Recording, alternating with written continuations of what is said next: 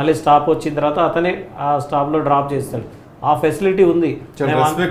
Respect ఆ respect మేము అంత మాత్రం కూడా అడగట్లేదు. కనీసం మాకు ఇంటిమేట్ చేయండి, లేకపోతే అక్కడ వచ్చినప్పుడు మేము పలానా రూట్లో వెళ్తుంది, మీరు వెళ్తారా, లేకపోతే మీరు ఎక్కడికి వెళ్ళాలని అడిగి మాకు కనీసం హెల్ప్ చేస్తే సరిపోతుంది.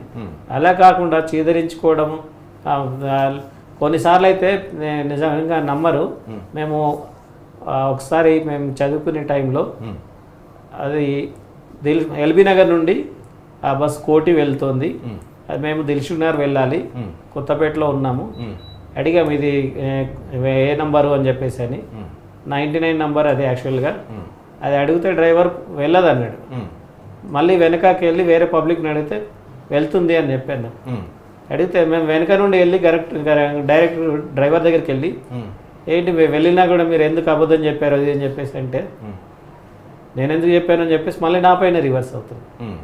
అంటే వాళ్ళు చేసిన తప్పును కప్పిపుచ్చుకోవడానికే చూస్తారు తప్ప, సరే వాళ్ళు ఏదైనా మిస్టేక్లో ఏదైనా అని ఉంటే మీరు చెప్తున్నట్టుగా సానుభూతి కూడా అవసరం లేదండి. మనిషిగా కూడా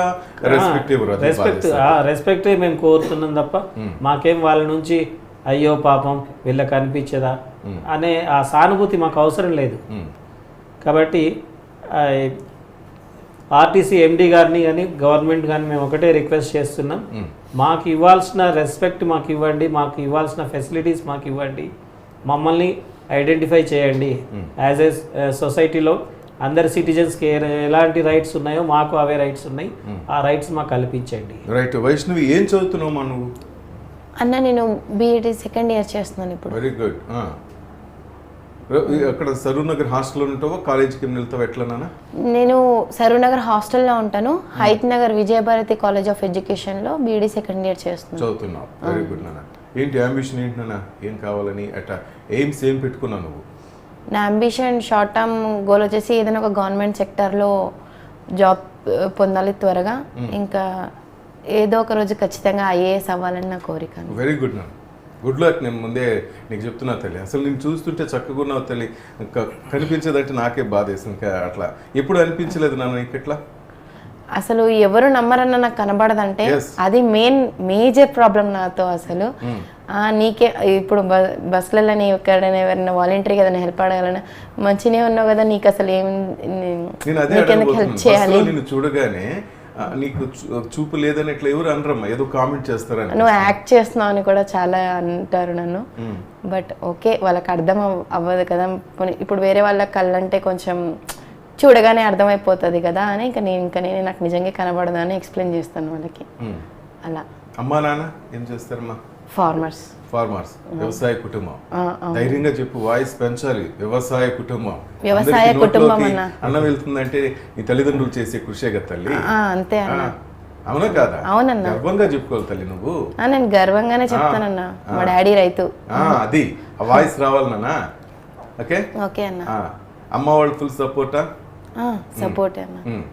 ఎందుకంటే చాలా ఇళ్లలో నేను అంటున్నాను అనుకోక తల్లి, కొంచెం వికలాంగులుగా ఏదైనా అనిపిస్తే వదిలించుకోవాలని చూడటమో ఇబ్బంది పెట్టడం చూస్తుంటాం.